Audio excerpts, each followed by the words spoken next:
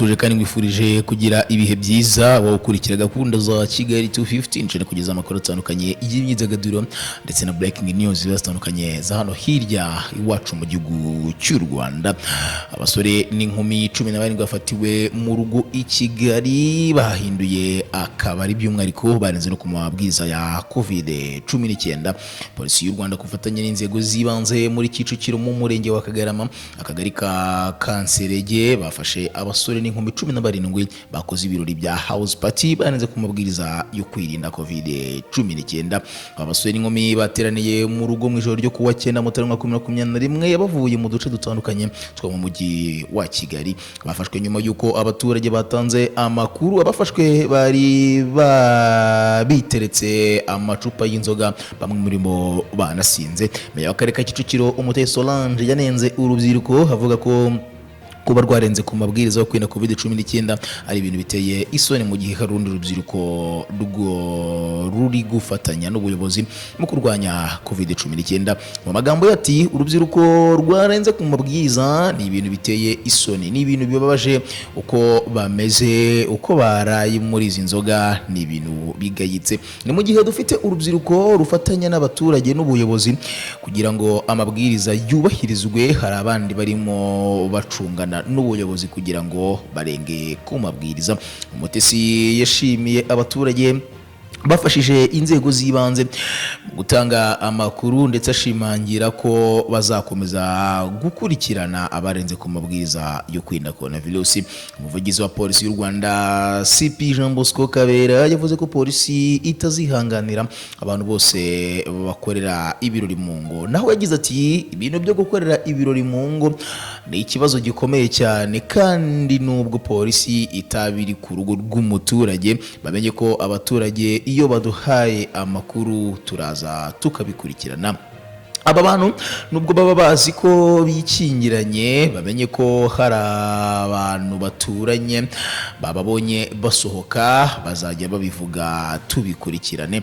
Yasabye abantu kwirinda ingendo zitari ngombwa ndetse n'amakoraniro atemewe. Abasore n'inkumi bafashwe bari mu birori babanje kujyanwa kwipimisha COVID-19 kugira ngo bamenye uko bahagaze, nyuma bajyanwa muri stade kwigishwa ndetse nyuma bakaza gucibwa amande y'ibihumbi 25. Ibi bibaye mu gihe raporo ya polisi y'u Rwanda igaragaza ko umubare w'abantu barenga ku mabwiriza y'igihugu yo kurwanya ikwirakwira rya COVID-19 wagabanutse ku gipimo cya 50.2%. Kugabanuka kwaturutse ku mabwiriza mashya inama y'Abaminisitiri iherutse gusohora tariki ya 4 Mutarama uyu mwaka 2021, harimo gufunga bimwe mu bikorwa by'ubucuruzi guhera ku isaha y'isa 12 z'umugoroba. Raporo ya polisi y'u Rwanda yagereranyije iyubahirizwa ry'amabwiriza ishingiye ku bikorwa byabaye hagati ya tariki ya 29 Ukuboza umwaka 2020 na tariki ya 4 Mutarama umwaka 2021 ndetse n'ibikorwa byabaye hagati ya tariki 5 na 8 Mutarama umwaka 2021. Abantu 48,263 nibo bagaragaye mu cyumweru cya mbere, ni mu gihe abantu 22,226 bagaragaye hagati ya tariki ya 5 n'iya 8 Mutarama. Mu cyumweru gishyira tariki ya 4 Mutarama abantu 46,947 bafashwe batambaye udupfukamunwa ndetse batubahirije intera hagati y'umuntu n'undi.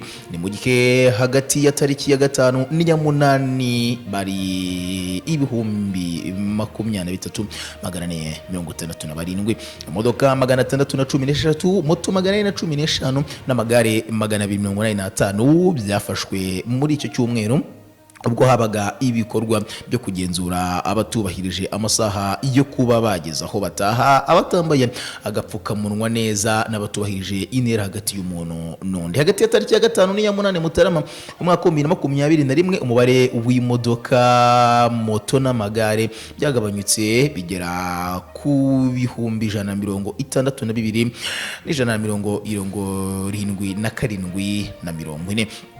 umuvugizi wa polisi y'u Rwanda CP Jean Bosco Kabera yavuze ko iri gabanuka ryagaragaye nyuma y'imyanzuro y'inama y'abaminisitiri yateranye tariki ya 4 Mutarama 2021. Yagize ati nk'urugero abanyamaguru barenga ibihumbi 6,700 nicyo cyari ikigereranyo cy'abantu bafatwaga mu gihugu hose mbere ya tariki ya 4 Mutarama 2021, ariko tariki ya 5 Mutarama umubare w'abarenga ku mabwiriza waragabanutse bagera ku kigero cya 5,900. CP Jean Bosco Kabera yakomeje avuga ko n'imodoka zagabanutse ku ijanisha rya 48 kugeza kuri 40 ku munsi, moto zavuye kuri 59 kwijana kugera kuri 44 kwijana, naho amagare byavugiye kuri 40 kwijana bigera ku 10 kwijana ku munsi.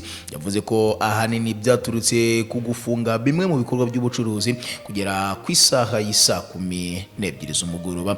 Mu magambo yongeye ati iri gabanuka ry'abarenga ku mabwiriza ryaturutse ku kuba hari bimwe mu bikorwa by'ubucuruzi bisigaye bifungwa guhera ku isaha y'isa 12 z'umugoroba. Ibi kandi bikajyana n'ubufatanye hagati ya polisi y'u Rwanda inzego twavuga abanyerondo, urwego rwunganira akarere mu gucunga umutekano DASSO, urubyiruko rw'abakorerabushake ndetse n'abayobozi mu nzego zibanze. Umuvugizi wa polisi y'u Rwanda yasabye abaturage muri rusange gukomeza kubahiriza amabwiriza, buri muntu akabigira ibye, ubonye urenze ku mabwiriza akihutira kumukebura, byananirana akabimenyesha ubuyobozi bumwegereye. Mwibutse neza ko COVID-19 igihari mu gihugu cy'u Rwanda, dore ko ku itariki 9 abantu babiri bahitanywe na COVID-19 naho 169 bashya barayandura. Byari ku cyumweru Minisitiri y'Ubuzima yatangaje ko abantu babiri bishwe na coronavirus mu Rwanda, ni mu gihe abandi 169 bashya bayanduye. Abapfuye barimo umugore w'imyaka 53 wo mu karere ka Rusizi n'umugabo w'imyaka 41 wo mu karere ka Bugesera. Abantu bamaze guhitanwa na COVID-19 bamaze kuba 120 mu gihugu cy'u Rwanda, mu gihe abantu bashya banduye barimo 125 babonetse i Kigali, Musanze habonekamo 15, Rubavu 11, Nyagatare 6, Huye 4, Rusizi 3, Rulindo 2, Nyanza 1, Nyamasheke 1 na Bugesera 1. Abarwayi babonetse kuri iki cyumweru batumye umubare wamaze kwandura COVID-19 uba ibihumbi 96 ndetse na 30. 9,630. Hakize abarwayi 18, bituma umubare w'abamaze gukira iyi ndwara bose hamwe uba 6,974, naho abakirwaye ni 2,536. Abaturarwanda barasabwa gukomeza kwitwararika no kubahiriza amabwiriza ya leta, hitabwa cyane cyane gukaraba intoki kenshi n'amazi meza n'isabune, kwirinda imihuro itari ngombwa, kwambara udupfukamunwa n'amazuru mu gihe umuntu avuye mu rugo cyangwa ahuye n'abantu benshi. Reka mfate uyu mwanya mbifurize umunsi mwiza, ndetse nizere neza ko abenshi bumva ndetse bakanakurikiza amabwiriza yo kwirinda icyorezo cya COVID-19.